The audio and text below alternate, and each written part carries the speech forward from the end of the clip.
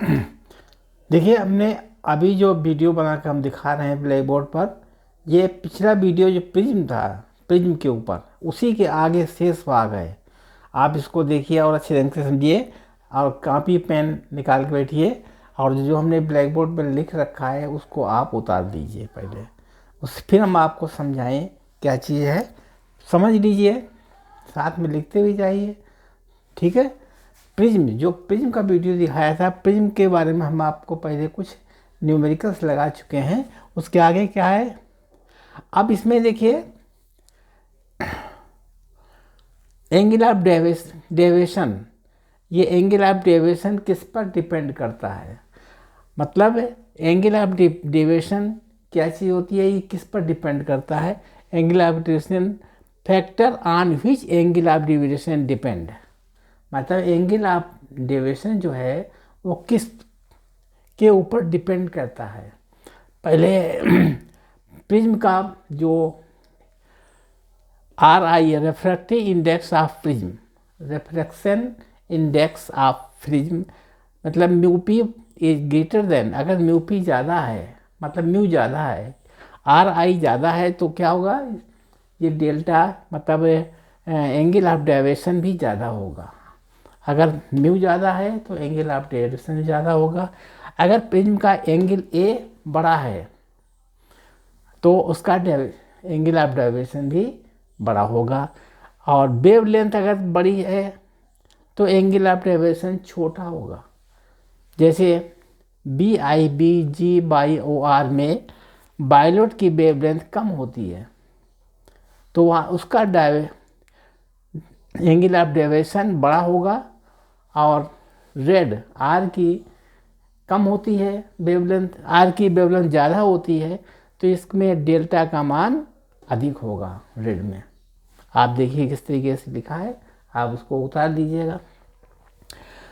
पहला पॉइंट है, important notes हैं, ये इम्पॉर्टेंट नोट्स हैं। RI आप प्रिज्म म्यूपी इज ग्रेटर, बड़ा है तो डेल्टा भी बड़ा होगा। एंगल ऑफ प्रिज्म बड़ा है तो इसमें डेल्टा का मान भी बड़ा होगा। वेवलेंथ अगर बड़ी है तो डेल्टा का मान छोटा होगा।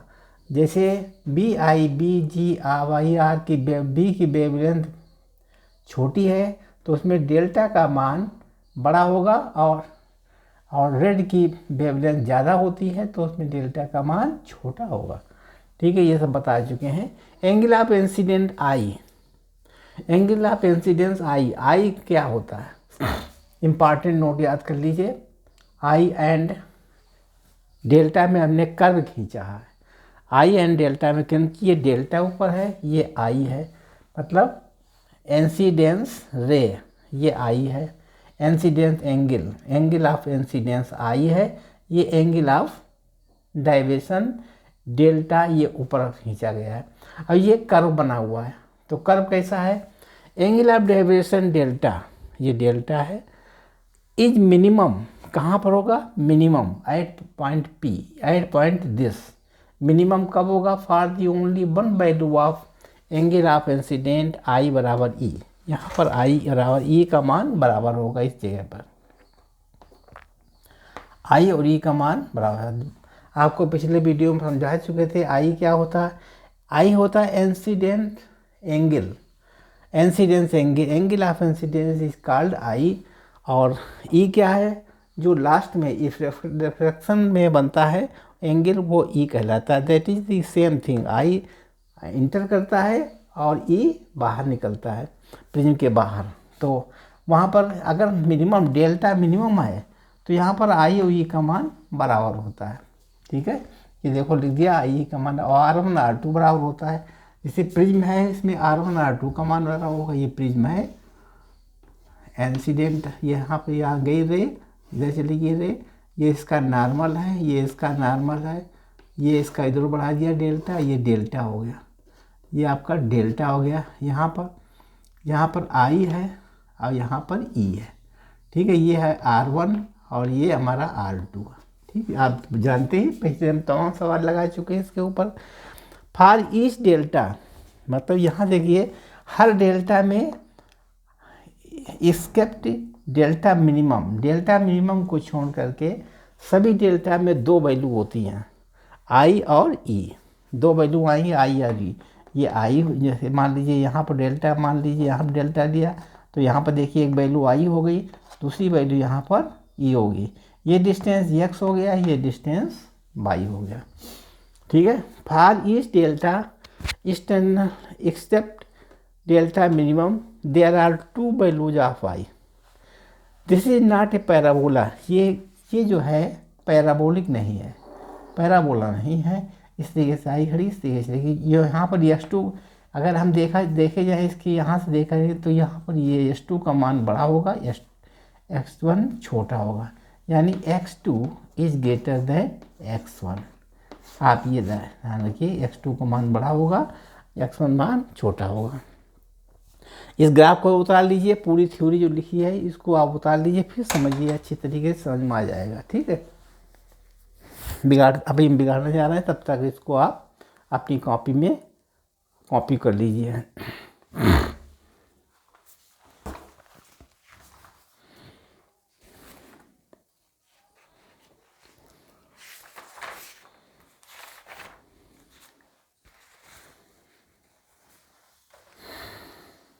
बिगाड़ दे।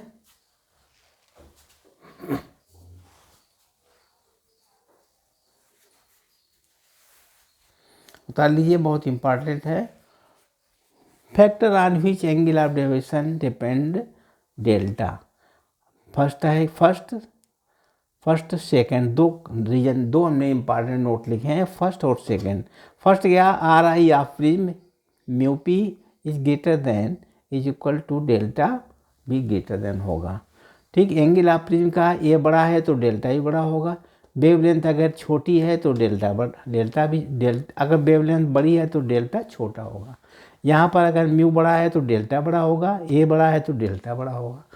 और अगर लेमडा छोटा बड़ा है तो डेल्टा बड़ा होगा, अगर लेमडा छोटा है तो डेल्टा बड़ा। ये जस्ट अपोजिट होता है। एंगल ऑफ इंसिडेंट, ये ग्राफ बना दिया हमने। ये डेल्टा ऊपर है, नीचे incident ray. Angle of incident है, एंगल ऑफ डायवर्सन ऊपर है, दोनों का ग्राफ बना दिया हमने। इस तरीके से आपने इसको थ्योरी को नोट कर लीजिए और फिर हम आपको बिगाड़ दें। ठीक है।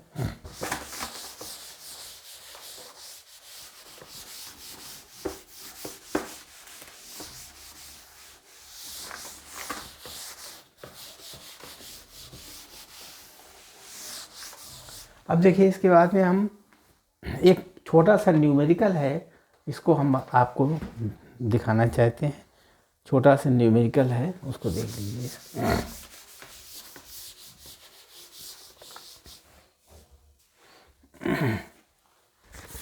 इम्पॉर्टेंट न्यूमेरिकल है, क्वेश्चन है ये।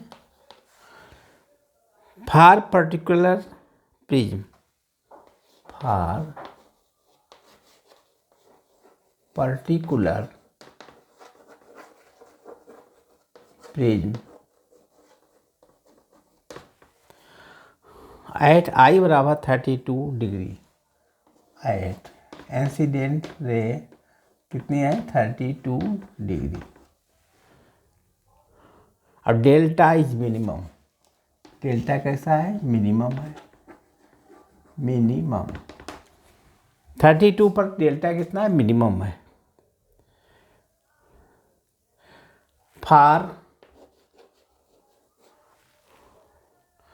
आई बराबर 25 degree, what can be possible, what can be possible, what can be possible value of e, value of e. ठीक है। ऑप्शन, चार ऑप्शन दिए ए, चार ऑप्शन दिए ए बी सी डी। पहला ऑप्शन है 37 डिग्री, 38 डिग्री, 39 डिग्री और 40 डिग्री। चार ऑप्शन दिए हैं, 39 चार ऑप्शन दिए हुए हैं। अब देखिए इसके लिए सबसे पहले हम इसको आई कर्व बना लें, तब समझ आए। कर्व किसका बना है? आई और डेल्टा का, आई डेल्टा का कर्व बना लें, ठीक है, तब पता लगेगा। इस साइड में डेल्टा और इधर है आई, इधर है डेल्टा, ठीक। और हम इसका ग्राफ बना लें इस तरीके से। आप जानते हैं कि पैराबोलिक नहीं होता, इस तरीके से होता है। यहाँ पर ये डेल्टा एम है,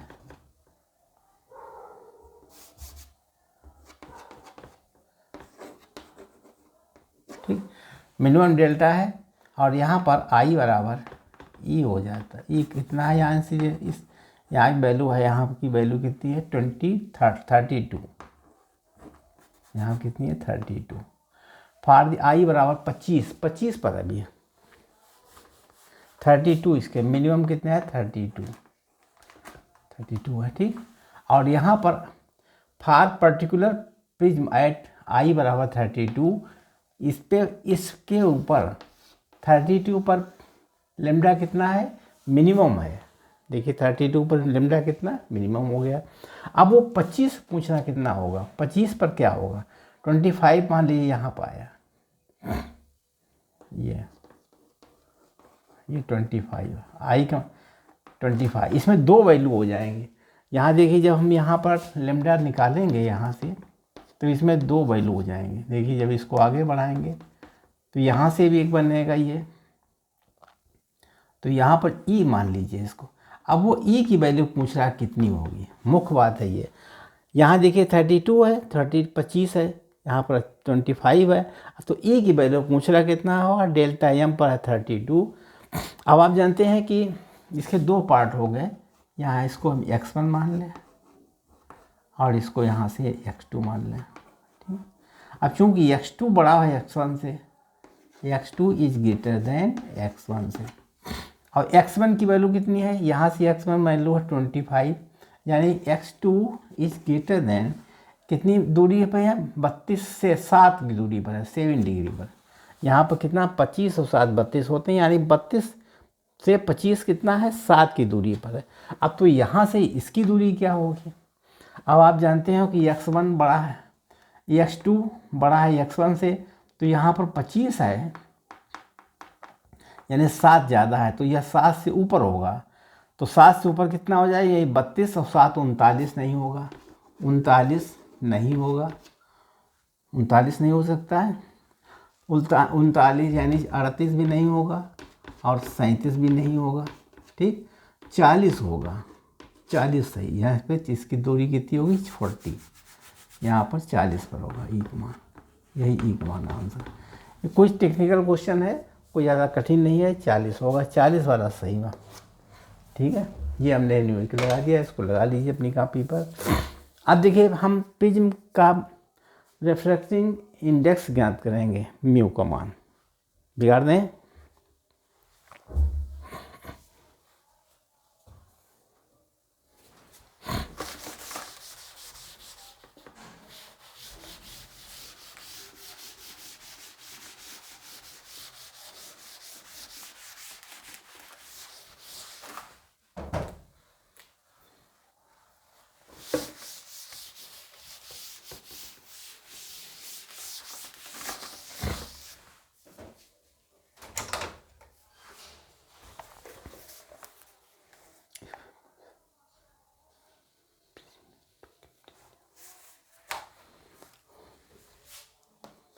if a prism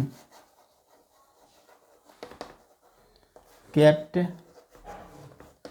in air, अगर कोई प्रिज्म हवा में रखा है तो उसका मान कितना होगा? म्यू बराबर 1 होगा, म्यू एयर। मान लीजिए प्रिज्म है, ये प्रिज्म है, ये एंगल ए है और यहाँ से कोई किरण जा रही है, ये रिफ्लेक्ट हो गई, ये नॉर्मल है, इधर भी नॉर्मल है, ठीक है। यहाँ पर आई और यहाँ पर क्या होगा? इसकी किरण जाने वाली ई होगा, ठीक है। और इसके बाद डेल्टा एम होगा ऊपर तरफ। ठीक है, इस तरीके से बना लीजिए। और ये R1 R2 है, यहाँ पर ये R1 हो जाएगा, ये हो जाएगा R2। ठीक, अब ये डेल्टा मिनिमम कब होगा? मिनिमम डेल्टा यानी इफ मिनिमम डेल्टा में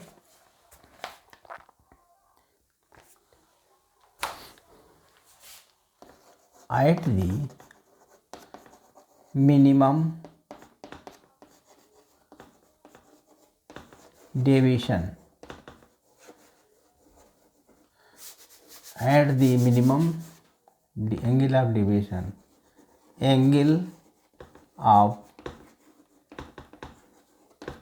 deviation, इसमें क्या होगा? जब डेविएशन बराबर होगा तो आई बराबर ई के हो जाएगा। आई बराबर किसके होगा? ई। जब मिनिमम डेविएशन होगा, मतलब यहाँ से मान लीजिए छोटा है बहुत, तो आई बराबर ई के हो जाएगा और R1 बराबर R2 हो जाएगा। ठीक है, आई बराबर ई रहेगा और R1 बराबर R। अब जानते हो पहले हम मत लगा चुके हैं, क्योंकि ए बराबर होता है R1 प्लस R2। ठीक है, ए बराबर किसके होता है? R1 plus R2। तो ए बराबर हो जाएगा R प्लस R, यानी 2R बराबर ए। तो R बराबर कितना हो जाएगा? A/2।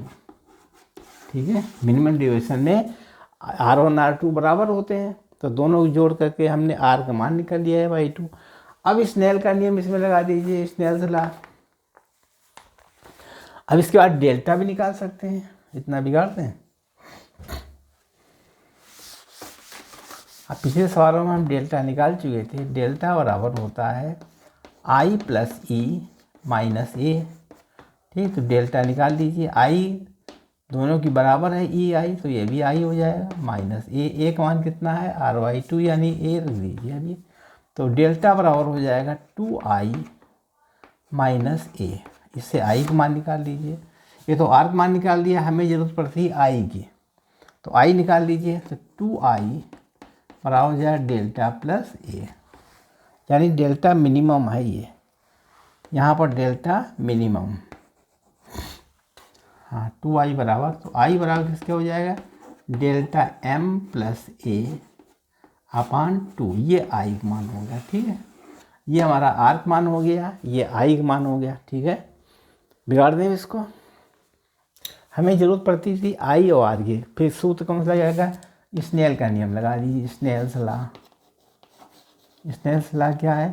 μ1 साइन i बराबर μ2 साइन r।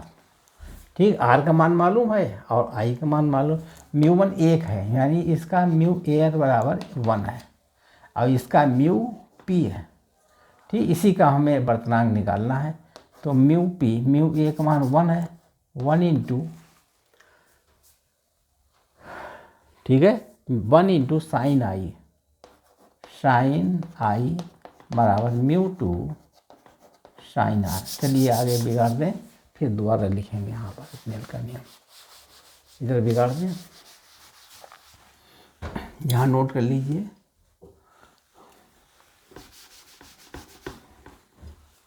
आई बराबर डेल्टा m प्लस, ऐसे लिख लीजिए a plus delta m upon 2।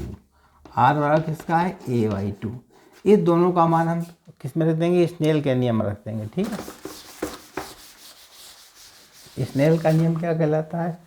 Snail का नियम है स्नेल्स लॉ। μ1 साइन i बराबर μ2 साइन r।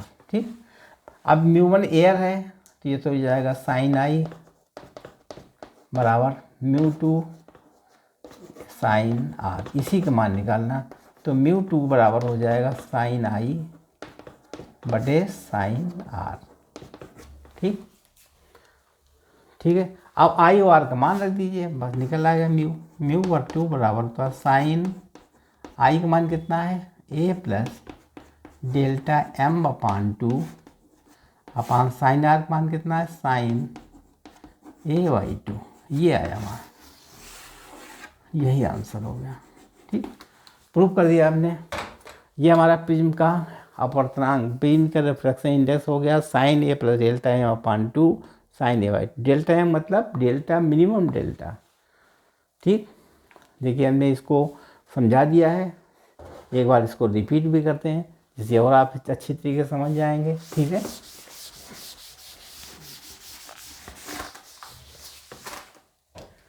रिपीट करने के लिए प्रूव करना है हमको म्यू बराबर साइन